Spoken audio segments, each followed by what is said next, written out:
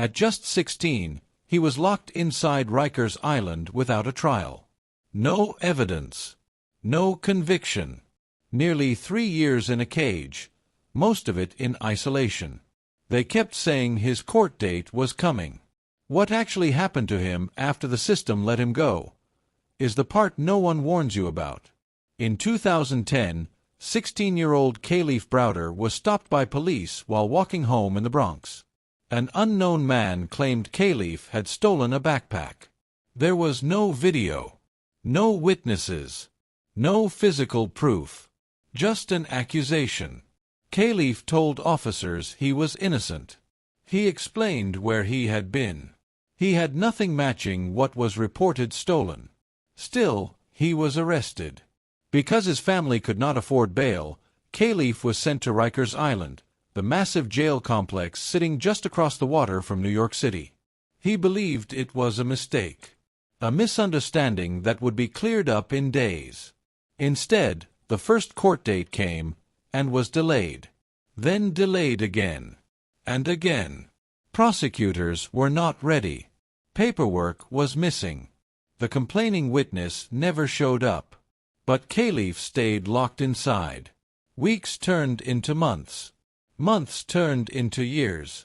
Inside the jail, he was beaten by other inmates.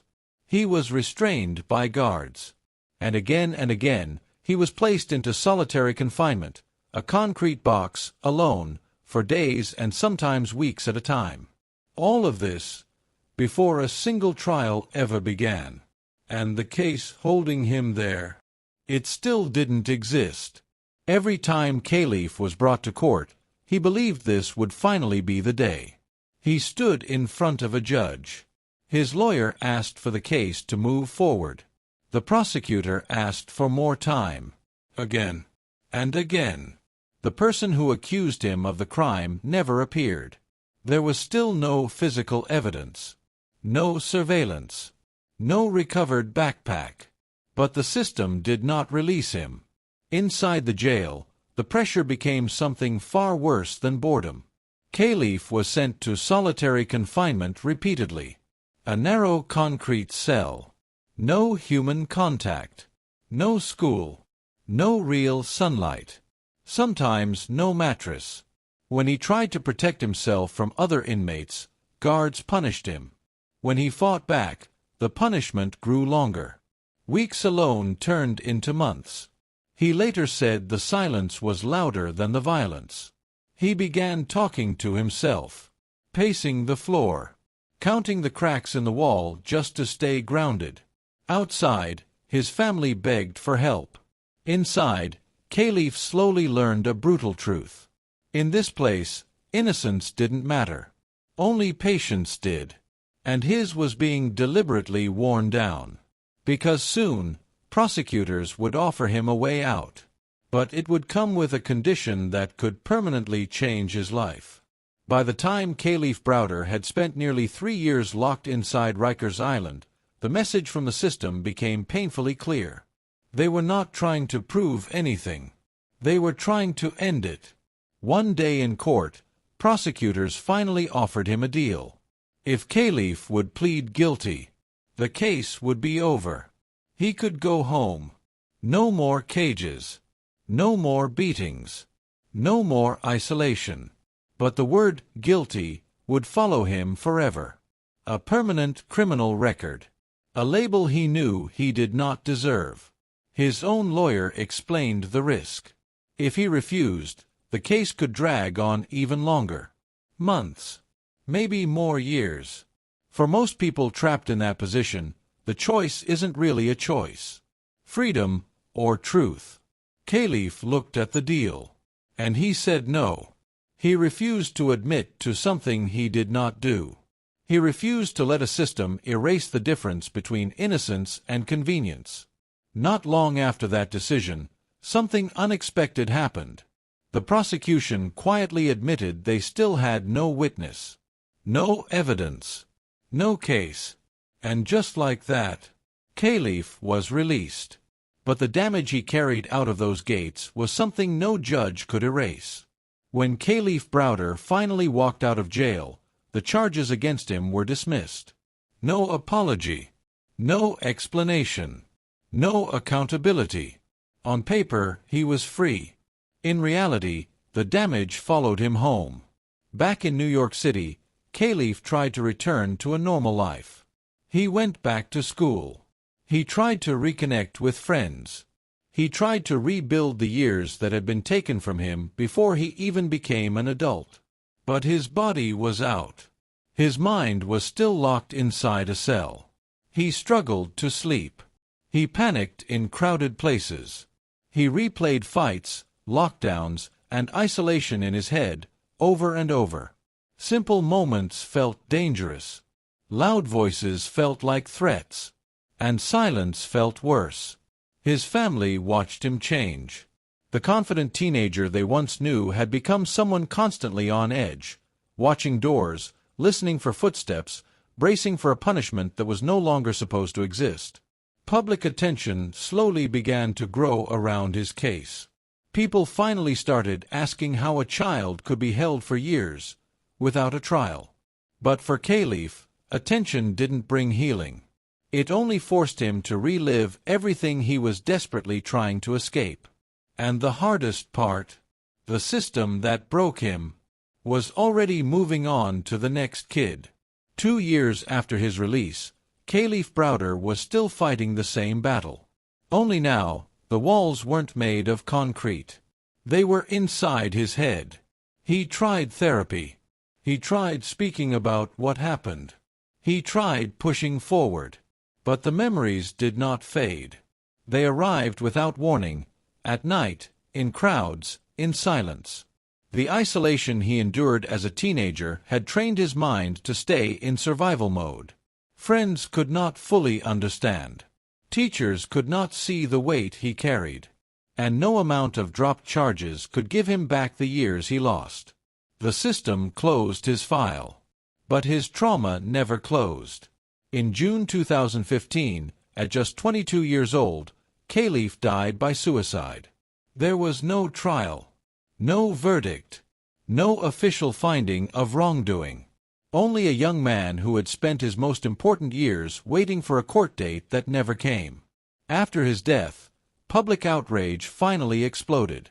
People demanded to know how a child could be jailed for nearly 3 years, most of it in solitary, without ever being proven guilty. But for Khalif, the accountability came too late.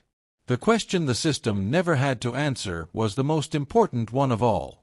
What do you owe someone after you take their childhood? While Khalif Browder was locked away, his family lived inside a different kind of prison. Every court date meant hope. Every delay meant another emotional collapse. His mother prepared him for release again and again. She cleaned his room. She promised his siblings he would be home soon. And then the phone would ring.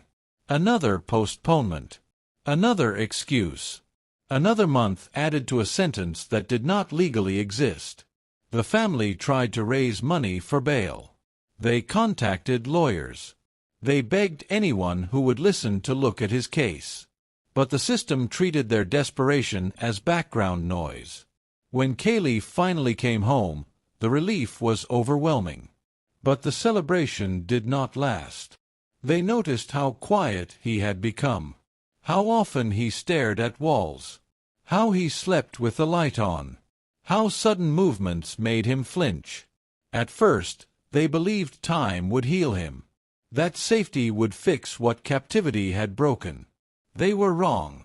Because what Rikers had taken from Khalif wasn't just years.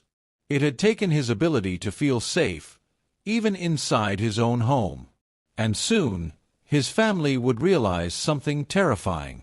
Losing him inside the jail was not the worst part of this story. After everything he survived, Khalif Browder did not want to become a symbol. He wanted a quiet life. But his story was already escaping his control. Lawyers began reaching out to his family. Advocates wanted him to speak. Journalists asked the same questions again and again. What was solitary like? How many times were you beaten? Why didn't you take the deal? Every interview reopened the same memories he was trying to bury. People called him brave. They called him strong. They called him proof that the system was broken. But none of those words helped him sleep. Behind the attention, another conversation was happening quietly. Attorneys were examining how a teenager could be held for years without trial. How court delays were allowed to stack endlessly. How no one inside the system had ever stepped in to stop it. For the first time, real legal pressure was being discussed. Not for sympathy. For accountability. The possibility of a lawsuit. The possibility of exposing what had happened behind closed doors. The possibility of forcing the city to answer questions it had avoided for years. But while the outside world prepared to confront the system, Khalif was still fighting something much harder. The part of himself that never made it out. For a moment, it looked like what happened to Khalif Browder might finally be examined the way it should have been from the start. Not as a tragedy, but as a legal failure. Civil rights lawyers began quietly reviewing his detention. How a teenager could be jailed for nearly 3 years. How prosecutors kept asking for delays without presenting a case. How the courts kept approving them. The focus was no longer just his pain. It was the paper trail. The court calendars. The missing witness. The unanswered motions. The silence from the people whose job it was to protect a child's rights. Behind the scenes, conversations turned toward the responsibility of the city itself. Could New York City be forced to explain why no one stopped the delays? Could anyone be held accountable for what happened before the trauma, before the suicide, before the headlines? But legal timelines move slowly, and trauma does not wait. While attorneys reviewed records and prepared arguments, Khalif was still struggling just to make it through ordinary days. He was being asked to trust a system again. The same system that had already taught him how easily time could be taken, and how quietly it could disappear. By the time Khalif Browder's story reached national attention, the questions could no longer be ignored. How does a teenager sit in jail for years, without a trial? How do court delays become routine instead of alarming? How does no one step in when a child is clearly being broken by the process? Officials were forced into public explanations. Reporters pressed for timelines. Advocates demanded numbers. How many people were being held the same way, right now, waiting without verdicts? The conversation finally shifted. Not just about Khalif, but about the system that allowed his case to exist at all. Judges spoke about overloaded courts. Prosecutors blamed backlogs. City leaders promised reforms. New policies were announced. New task forces were created. New statements were carefully written. From the outside, it looked like progress. But behind every press conference was a quiet truth no microphone could erase. None of this had helped Khalif when it mattered. Change only arrived after the damage was already permanent. His case had become proof. Not that the system worked, but that it only reacts once a life is lost loudly enough to make silence impossible. And the hardest question still remained unanswered. Would these changes protect the next teenager, or only explain the last one?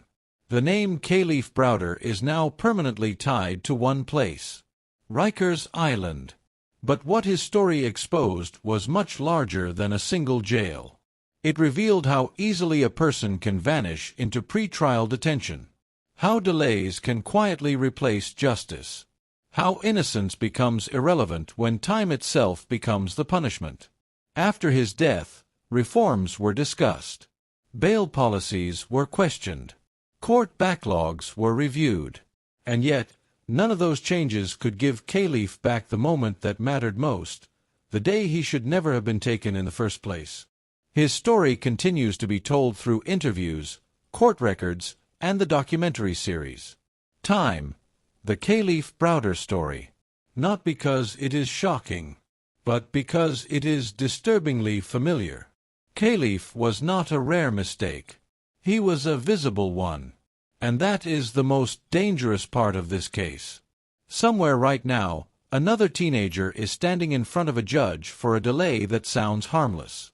Another family is waiting for a phone call. Another life is being paused by a system that does not measure damage in years, only in paperwork.